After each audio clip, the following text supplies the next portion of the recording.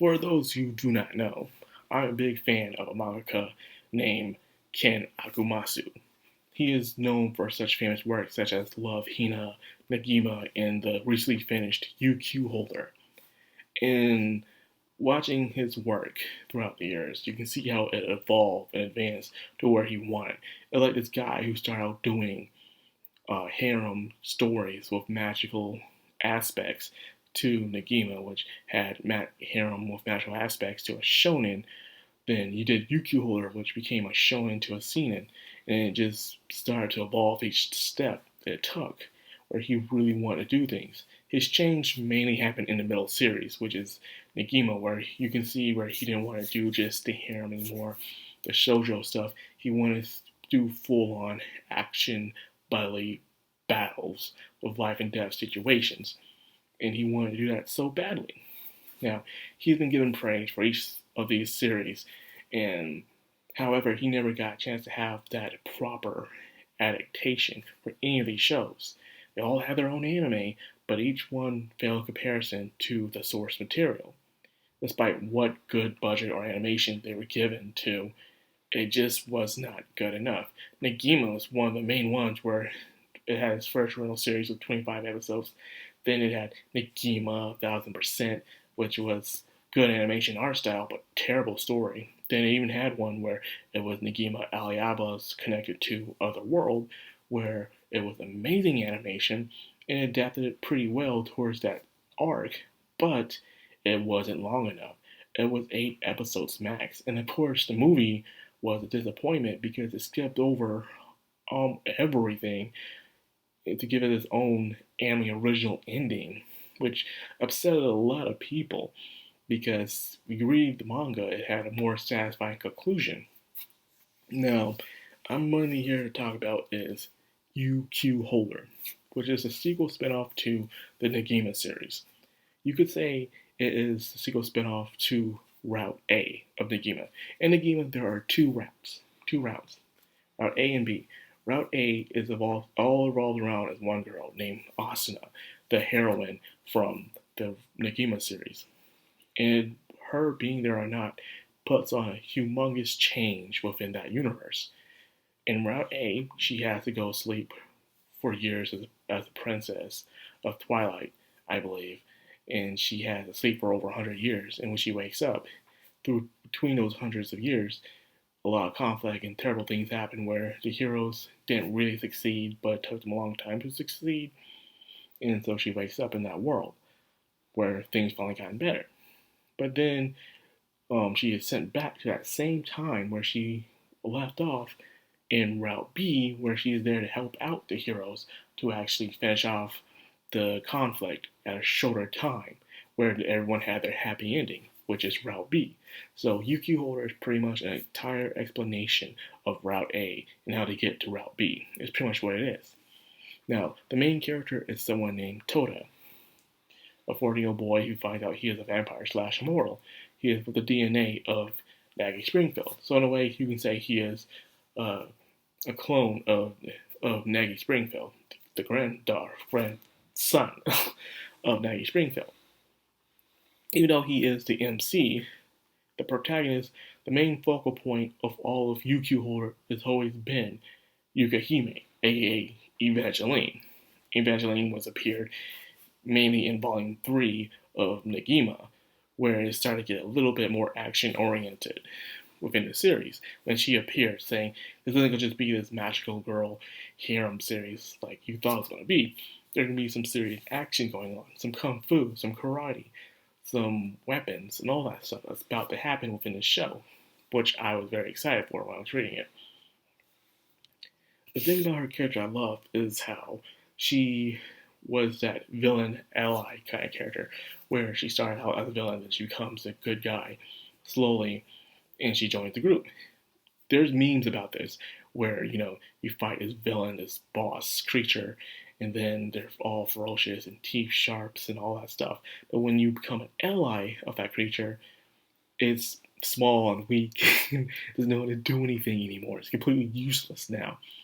Evangeline breaks that meme, because even when she joins the good guys, she herself becomes a very she is still powerful. In fact, she gets even stronger, shows even more of her power throughout the series as the series goes on, where pretty much no one can beat her within the show. She only gets stronger and stronger, and the only ones who can beat her are pretty much the old ones, the ones with no names, the very powerful ones that sleeps for thousands of millennia and stuff. And they come back, and she has to stop them, and she can barely handle them themselves because they're that old and powerful. So it proves how strong of a character she is. But Yukihira pretty much is Yukihime slash Evangeline finding her peace, her finding her closure with her past and embracing on to the future, where it seems to be a never ending form of nothingness. Because when you live that long, you cease to find any purpose of anything. So you pretty much never sleep like the old ones do for tons of millennia. You don't want to wake up. Now, I really enjoyed Yukihira. Even when it was weekly, it was good. It was every Wednesday when I was in college, and I was reading every chapter, looking forward to it every Wednesday. But then they made an announcement where they decided to do it every month now. So we'll get one chapter every month, and it'll come out on the 8th of every month. I was a bit upset, but then when I started reading the chapters, the artwork definitely improved. Like, the artwork was already good, but it got better and better as time went on. And I'm like, wow, this is fantastic. Now, that being said, I was still upset to get my weekly up dose of Yukihira, but weekly was good enough too, because most of the time Ken will make up to 40 pages per chapter, so that's a lot to read, by the way. So, as time went on, towards the end, it felt like things were getting rushed. You may have more chapters, so I had more time to give closure to the characters. But in Yukihira, it felt like it was really rushed towards the end. Like things started to pick up real fast, real paced. We have that slow moments for a while. After that one humongous time skips, there are a lot of time skips within this series because they're immortal. Almost all the characters in the show are immortal, so 100 years, 50 years can pass, and they all still look the same. But however, they've gone through some sort of change sometimes, where they sometimes act different or see things differently. So, anyways, I'm up here reading the final things, and I'm like, everything looks amazing and awesome, but sometimes you don't know what's going on. You see characters reappear, not be there, like who's on whose side. It just goes by too fast to the point where it's like I'm still being excited because the fight scenes are amazing, the artwork is amazing, and with that being said, what is my favorite arc? My favorite arc would have to be the zombie arc, the arc that they skipped in the anime, where they didn't introduce one of my favorite characters that had not much character development after this, and that is Santa. That's right, his name is Santa, a ghost boy who was treated horribly in the world of living until he was brought back as a super spirit by a necromancy god named Sayako. And she brought him back, she fell in love with him. They actually both fell in love with each other. However, she was upset of how the world was. Now, the miserable people would just stay miserable, and those who treated them like crap can just move on with their lives. And she just couldn't stand it. So she decided to make a world where everyone that treated Santa that way would suffer. So she created a zombie apocalypse at an extremely fast rate. And it was to the point that they technically couldn't really beat her by overpowering her. They had to actually like reset time in a way from a starting point and convince her to stop. And that was it. They really couldn't technically stop her. Even when they restarted the starting point, she snapped her fingers and showed she could just do it all over again. Just do it all over again. But she decided not to because the one she loved said this is not what he wants. Then she leaves and never be seen again. I was hoping they would show her at least towards the end or something. And this goes for some other characters too that are main or not characters where I feel like there's no closure to them within this series. Like Karen and how they portray her as Judas and part of the Jesus arc and stuff. It's like there wasn't much closure with that, which I wanted to have.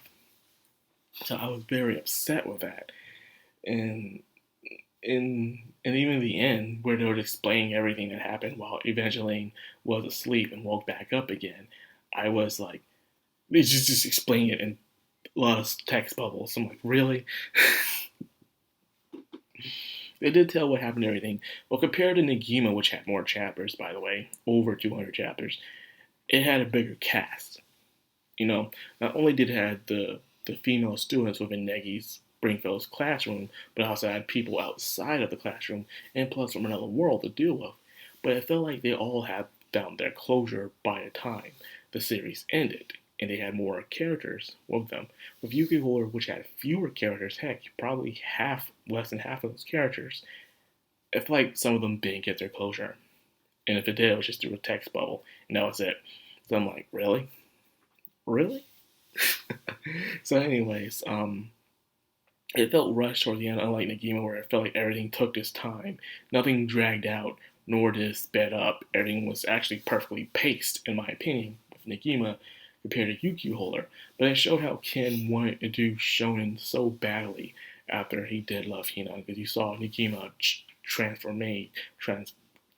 transform. What's up with me today? Transformed to a different kind of series, a genre, before your eyes as you read Negima. Read Negima, by the way. And same thing with Yuki Horror, where it was action oriented, but things got serious and dark, which to point you call it seinen. Now, some are saying that this is Ken's last project when it comes to manga, and after that, he's going to try to run for some sort of government seats within entertainment of Japan.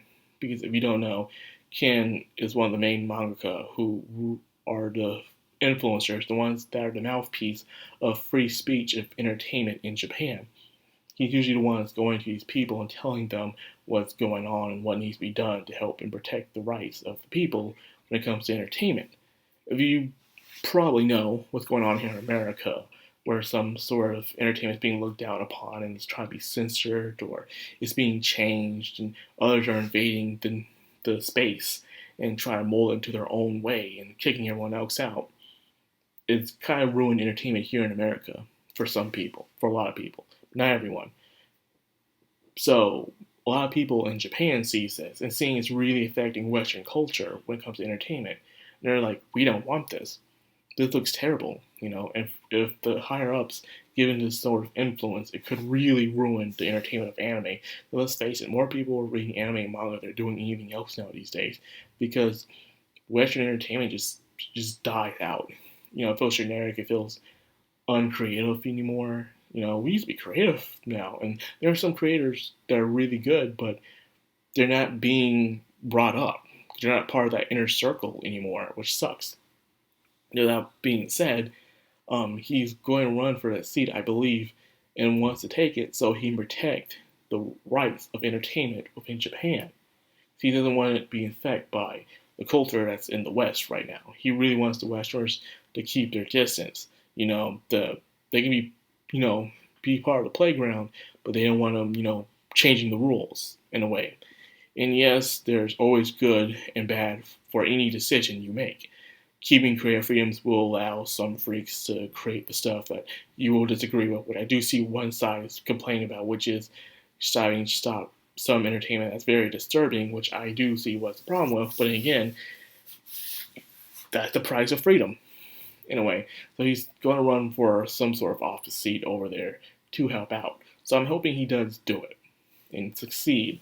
Because let's face it, man, I barely watch any American entertainment, Western entertainment anymore, because it's become that dry and terrible and generic. And I'm not saying anime aren't generic, but at least you get a bigger abundance of it, so you can at least find what's for you. Especially when it comes to manga, I can find all kinds of manga, an entire deep dive sea of manga. You can find stuff that's just for you. You can't do that here with American entertainment because there's only so many shows that do come out here, so many cartoons that do come out here, and some of them some act the same because there's not that much of a variety compared to Japan, which is funny because Japan is a smaller country, but yet they produce more than America does, which is very interesting. Well, anyways, I'm on to this video. I think I just did this video to give my thoughts on Yuki Holder and what Ken Akamatsu is going to do. Now, tomorrow, I'll be talking about video games and the rise of video game adaptations. So stay tuned for that. So if you enjoyed this video and you're a big fan of Yuki Holler or Ken Akamatsu's work, like, comment, subscribe, and of course, hit that bell icon. This has been Madcrownxox on Anime. Signing out.